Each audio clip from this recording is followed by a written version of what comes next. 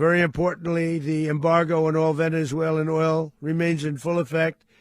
The American armada remains poised in position, and the United States retains all military options until United States demands have been fully met and fully satisfied.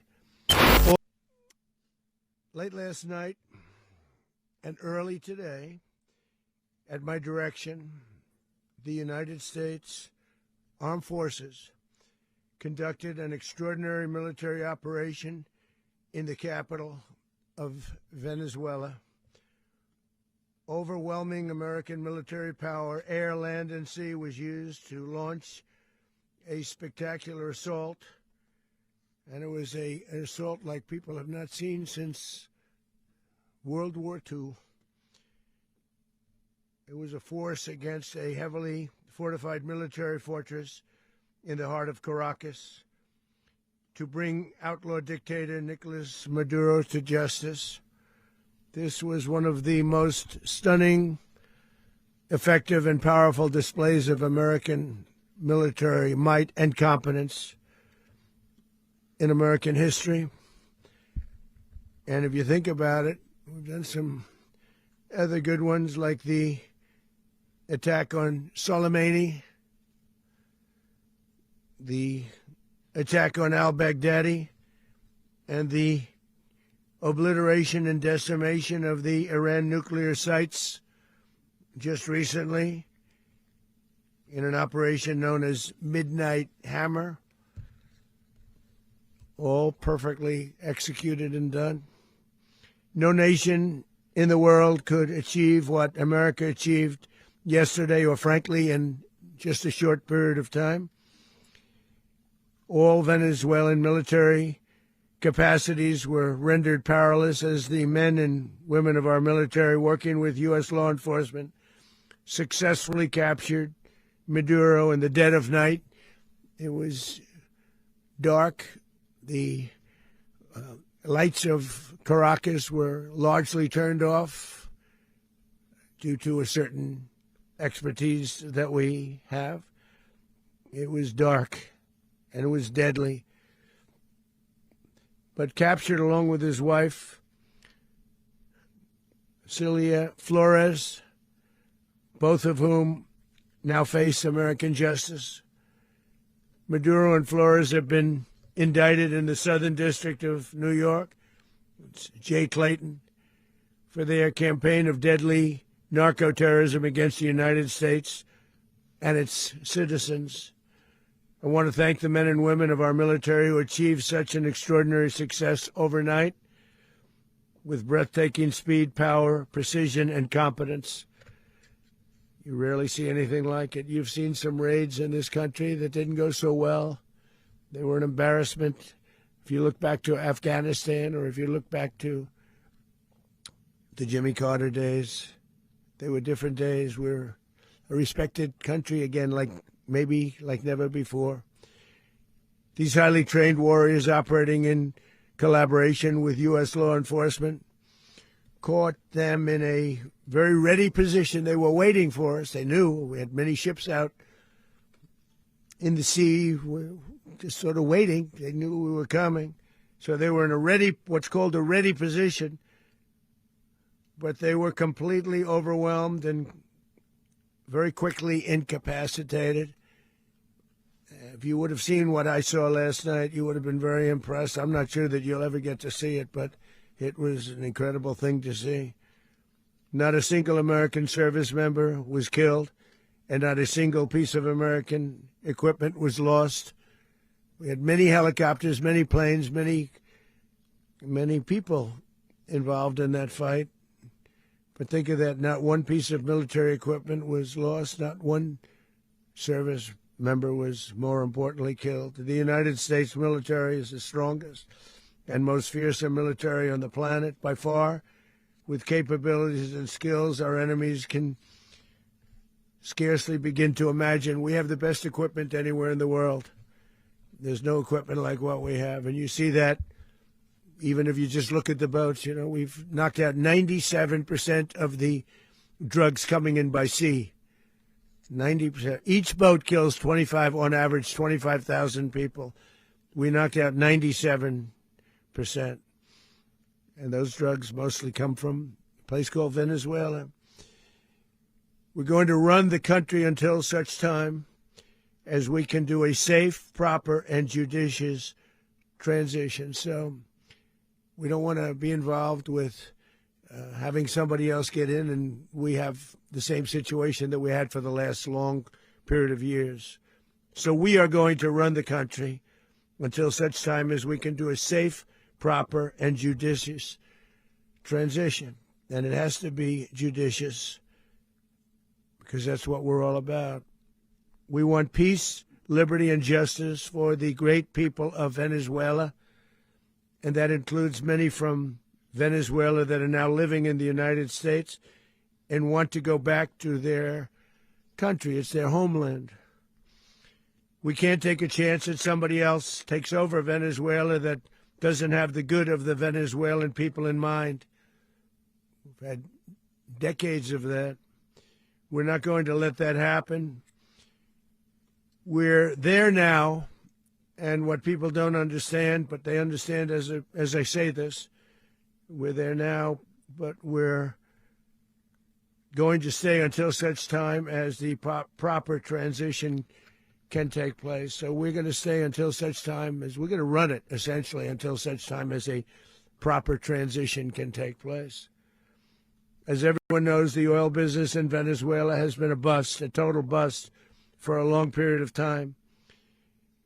They were pumping almost nothing by comparison to what they could have been pumping and what could have taken place.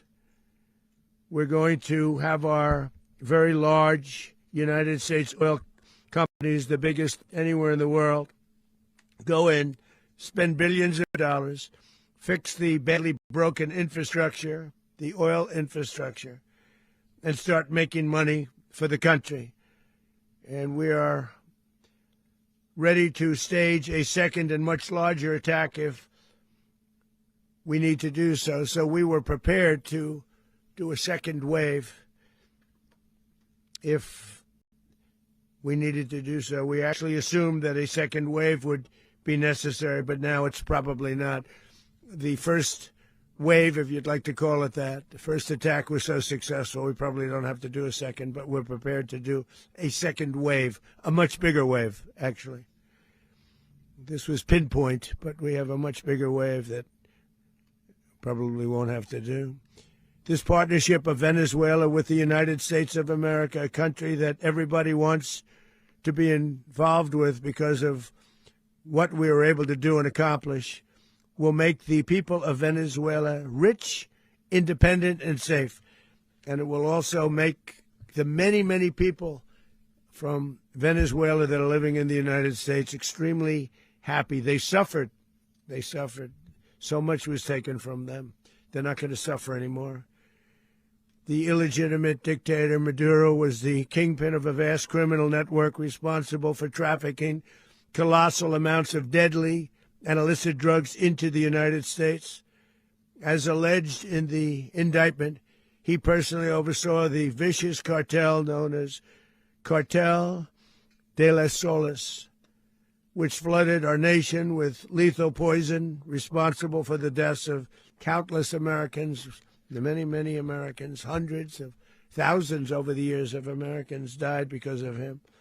Maduro and his wife will soon face the full might of American justice and stand trial on American soil.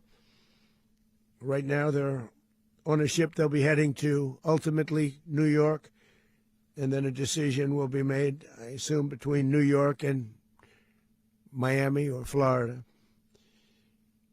But we have people where the overwhelming evidence of their crimes will be presented in a court of law. And I've seen it. I've seen what we have. It's both horrible and breathtaking that something like this could have been allowed to take place. For many years after his term as president of Venezuela expired, Maduro remained in power and waged a ceaseless campaign of violence, terror, and subversion against the United States of America, threatening not only our people, but the stability of the entire region. And you all saw it. In addition to trafficking gigantic amounts of illegal drugs that inflicted untold suffering and human destruction all over the country, all over in particular the United States, Maduro sent savage and murderous gangs, including the bloodthirsty prison gang, Tren de Aragua, to terrorize American communities nationwide. And he did indeed. They were in Colorado. They took over apartment complexes. They cut the fingers off people if they called police. They were brutal, but they're not so brutal now. And I just have to congratulate our military, Pete and everybody, and our National Guard, because the job that they've done, whether it's in Washington, D.C., where we have a totally safe city, where it was one of the most unsafe cities anywhere in the world, frankly, and now we have no crime in Washington, D.C. We haven't had a killing. We had the terrorist attack a few weeks ago, a little bit of a different kind of a threat, but we haven't had a killing in a long period of time, 6-7 months. We used to have on average two a week in Washington, our capital. We don't have that anymore. The restaurants are opening. Everyone's happy. They're going, they're walking their daughters, they're walking their children, their wives. They walk to restaurants. Restaurants are opening all over Washington, D.C.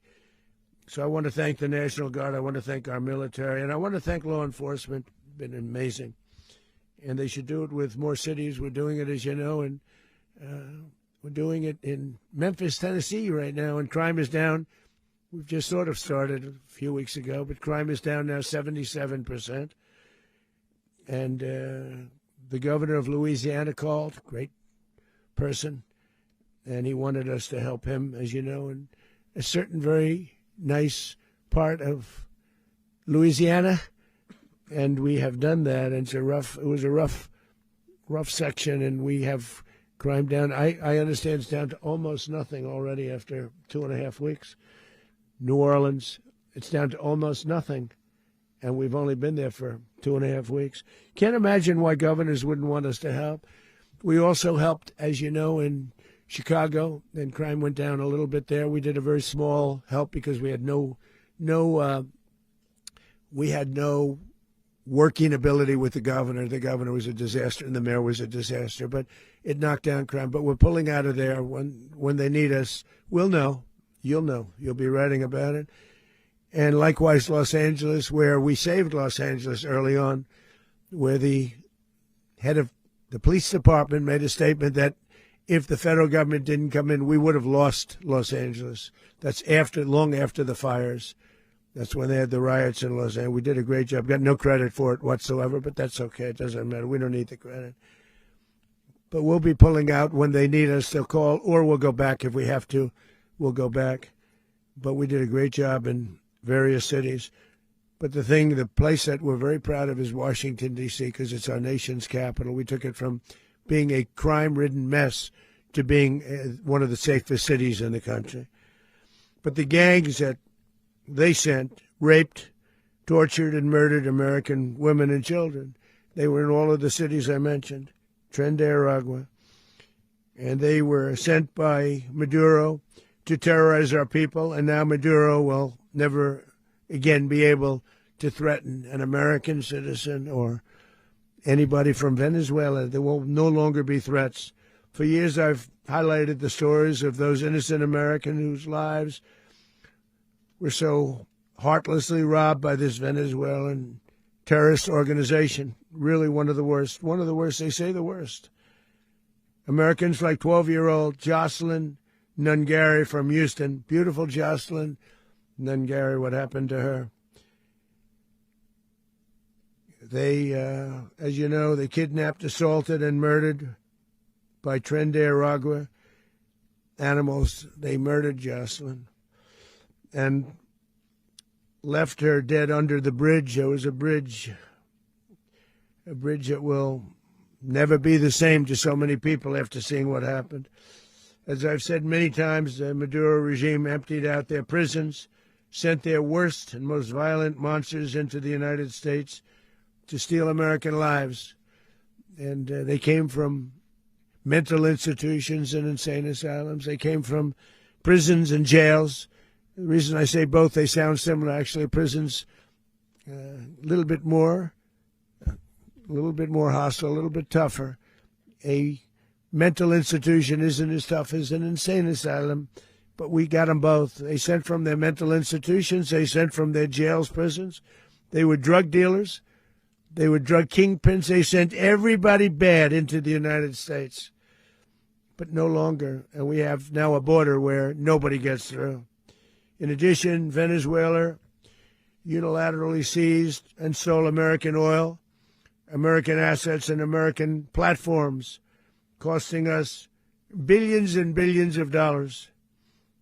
They did this a while ago, but we never had a president that did anything about it. They took all of our property. It was our property. We built it. And we never had a president that decided to do anything about it. Instead, they fought wars that were 10,000 miles away. We built Venezuela oil industry with American talent, drive, and skill, and the socialist regime stole it from us during those previous administrations, and they stole it through force. This constituted one of the largest thefts of American property in the history of our country. Considered the largest theft of property in the history of our country. Massive oil infrastructure was taken like we were babies, and we didn't do anything about it. I would have done something about it. America will never allow foreign powers to rob our people or drive us back into and out of our own hemisphere. That's what they did. Furthermore, under the now deposed dictator Maduro, Venezuela was increasingly hosting foreign adversaries in our region and acquiring menacing offensive weapons that could threaten U.S. interests and lives. And they used those weapons last night. Potentially in league with the cartels operating along our border. All of these actions were in gross violation of the core principles of American foreign policy, dating back more than 2 centuries, and not anymore. All the way back, it dated to the Monroe Doctrines, and the Monroe Doctrine is a big deal, but we've superseded it by a lot, by a real lot. They now call it the Monroe Document. I don't know.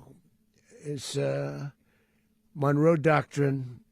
We sort of forgot about it. It was very important, but we forgot about it. We don't forget about it anymore. Under our new national security strategy, American dominance in the Western Hemisphere will never be questioned again. Won't happen. So just in concluding, for decades, other administrations have neglected or even contributed to these growing security threats in the Western Hemisphere. Under the Trump administration, we are reasserting American power in a very powerful way in our home region. And our home region is very different than it was just a short while ago. The future will be, and we did this in my first term. We had great dominance in my first term, and we have far greater dominance right now.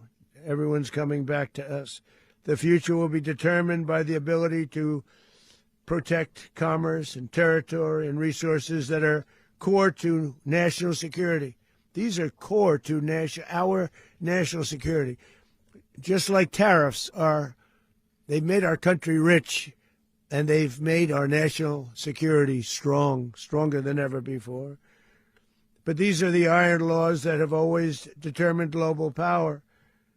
And we're going to keep it that way. We will secure our borders. We will stop the terrorists. We will crash the cartels. And we will defend our citizens against all threats, foreign and domestic. Other presidents may have lacked the courage or whatever to defend America.